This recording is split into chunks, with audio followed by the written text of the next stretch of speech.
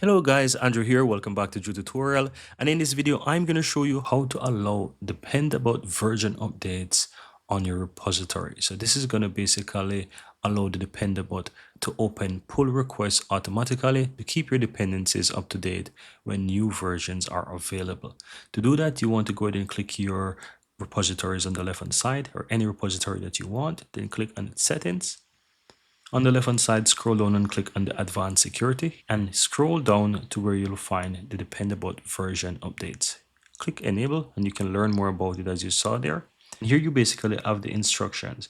It says to get started with dependabot updates, you will need to specify which package ecosystem to update and where the package manifests is located. So it says basically see documentation for all configuration updates. And here you have the path.